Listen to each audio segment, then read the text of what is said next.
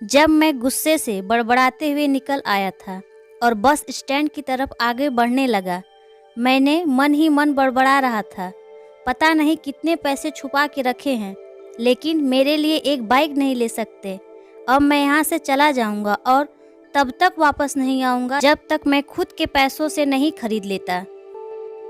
इतना सोच ही रहा था, तभी मेरे पैरों में कुछ चुभने का एहसास हुआ। नीचे देखा तो समझ आया कि जल्दबाजी में मैं पापा के जूते पहनकर आया हूँ।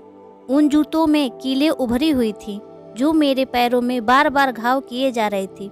लेकिन उस समय गुस्सा अधिक था तो मैं बड़बड़ाते हुए आगे बढ़ गया। एकाएक मुझे याद आया कि मैं पापा का पर्स भी साथ ले आया हूँ।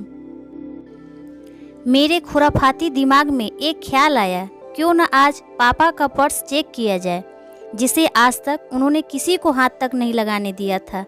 पता नहीं कौन सा खजाना छुपा है इस पर्स में जो किसी को हाथ नहीं लगाने देते थे। जब मैंने पापा का वह पुराना पर्स खोलकर देखा तो उसमें पैसे तो नहीं मिले, लेकिन पैसे की जगह एक डायरी रखी हुई थी। तब मैंने सोचा, ओह, तो यह खजाना छुपा रखा है। मैं समझ रहा था कि यह पापा ने लिखा होगा कि किसके कितने पैसे लेने हैं और किसको कितने पैसे दिए हैं, लेकिन मैं गलत था। जब मैंने उस छोटी सी डायरी का पहला पेज खोलकर देखा तो वहाँ पर जो लिखा था वह थोड़ा सीरियस कर देने वाला था। डायरी में जो लिखा था उसे पढ़ने पर मेरे चेहरे का एक्सप्रेशन तो गायब हो चुके थे, क्योंकि डायरी में वैसा कुछ नहीं था जैसा मैं सोच रहा था। वहाँ पर उन पैसों का हिसाब लिखा हुआ था जो अलग अलग कामों के लिए अलग अलग लोगों से उधार लिए गए थे। उस लिस्ट में कंप्यूटर के नाम पर भी पैसे लिए गए थे। कुछ यूँ लिखा था, 50,000 बेटे के कंप्यूटर के लिए। यह वही कंप्यूटर था जिसे मैं आज तक यूज कर रहा हूँ, लेकिन मुझे यह पता नहीं था उस कंप्यूटर को खरीदने के लिए पैसे कहाँ से आए थे, लेकिन आज पता चल रहा था।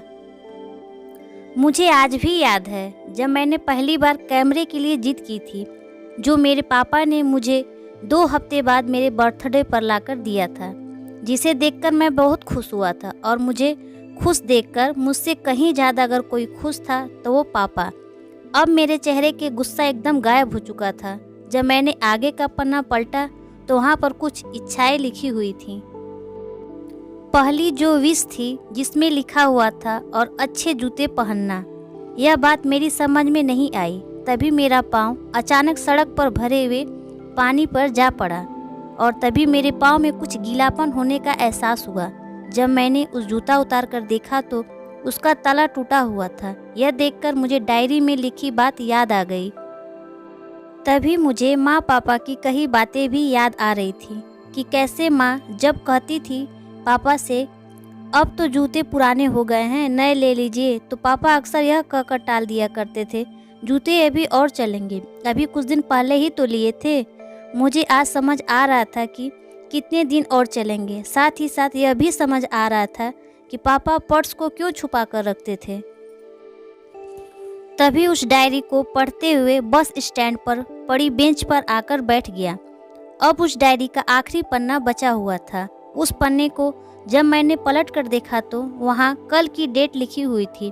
तारीख के नीचे लिखा हुआ था 50,000 रुपये बाइक के लिए। बस इतना पढ़ा और दिमाग सन्न रह गया। अब मेरे मन में कोई सिकवा गिला नहीं बचा था, बस मेरी आंखों से आंसू चले जा रहे थे। मुझे आज तक नहीं पता चला तब मैं क्यों रोए जा रहा था। अब मैं जल्दी से घर की तरफ भागा, लेकिन जूतों की वह कील पाँव में अब तक घाव बनने में कामयाब हो चुकी थी। मैंने जूतों को रास्ते में ही निकालकर फेंक दिया और भागते लड़खड़ाते हुए घर जा पहुंचा, लेकिन पापा घर पर नहीं थे। मैं समझ गया कहाँ थे। मैं सीधा पास वाली बाइक एजेंसी की तरफ भागा। पता नहीं आज यहाँ से कितनी ताकत आ गई थी कि मैं भागते हुए थक नहीं रहा था, और वह भी बिना जूते के, नंगे पैर। जैसे तैसे मैं बाइक एजेंसी पर पहुंचा। पापा वहीं थे। मैंने पापा को दौड़कर गले लगा लिया और मेरी आंखों से आंसू रुकने का नाम नहीं ले रहे थे। पापा को समझ नहीं पा रहे थे आखिर मैं क्यों रो रहा हूँ। मैंने पापा से कहा, पापा मुझे मोटरसाइकिल नहीं चाहिए, आप अपने लिए जूते ले लीजिए। अब आज से मैं जो करूँगा अपनी मेहनत से, अपने बलबूते पर पढ़ कर करूँगा। इस कहानी से हमें यह सीख मिलती है, जो अपने बच्चों से उन्हें बिना जताए छिपकर प्यार करता है, खुद की इच्छाओं को मारकर बच्चों के लिए सपने देखता है और उनकी खुशी में ही खुश हो जाता है। मुझे नहीं पता कि आपके अपने पेरेंट्स की इज्जत करते हो कि नहीं, लेकिन अगर आपके पास पेरेंट्स हैं तो आप बहुत खुश नसीब हो, क्योंकि इस दुनिया में बहुत से लोगों को तो पेरेंट्स का प्यार भी नसीब नहीं होता। अंत में मैं यही कहना चाहूँगा कि माँ बाप की भावनाओं का सम्मान करें। अगर ये कहानी आपको पसंद आई हो तो इस चैनल को सब्सक्राइब करें और ज़्यादा से ज़्यादा लोगों के बीच शेयर करें। धन्यवाद।